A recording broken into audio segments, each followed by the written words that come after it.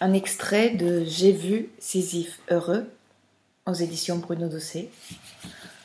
3 longs poèmes, 3 histoires grecques où se baladent des Sisyphes souriants qui chantent leur vie en français et en grec.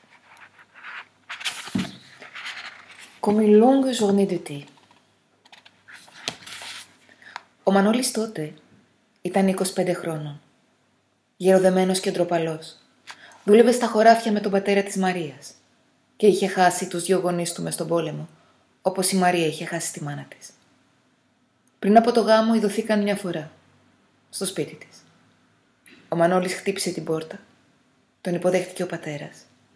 Εκείνη πήγε να ψήσει τον καφέ. Αν η Μαρία δεχότανε την πρόταση, ο καφές θα ήταν γλυκός. Manolis à l'époque était un jeune homme de 25 ans, fort et fort timide.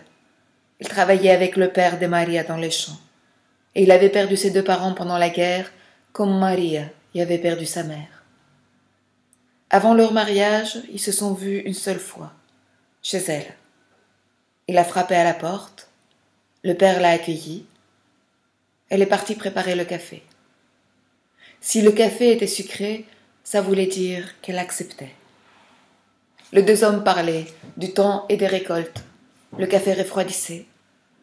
Manolis n'arrêtait pas de s'essuyer les mains. Tout d'un coup, apportait la tasse à ses lèvres, fermait les yeux.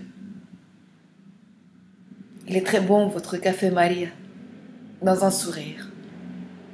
Et le père, en riant, « Autant mieux, mon garçon, si ce café te plaît, car t'en auras un pareil tous les matins, pendant longtemps. » Maria a baissé les yeux. Quels beaux yeux. Manolis n'était pas très beau, mais il avait l'air gentil.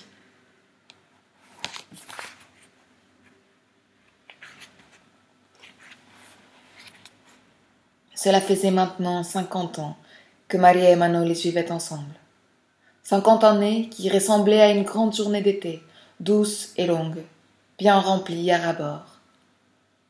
Il ne paraissait pas vraiment plus vieux, un peu plus lent peut-être, un peu moins dense. Avec leur seule petite retraite, ils entretenaient la maison, achetaient des cadeaux pour les petits-enfants. Jamais on les voyait l'un sans l'autre. Sous les paupières closes, seul le sommeil les séparait, là où chacun voyage seul. Le trottoir devant chez eux était toujours gai. Marie avait planté partout des fleurs. Dès que les jours s'allongeaient, ils y sortaient leurs chaises, restaient assis pendant des heures, de longs après-midi. Des soirées parfumées de jasmin et de belles de nuit, ils restaient là, main dans la main, immobiles, à regarder passer leur vie sur le mur de l'immeuble d'en face.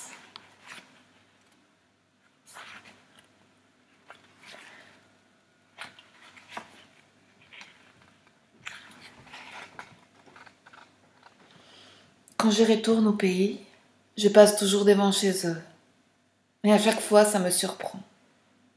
Le trottoir nu souligne leur absence.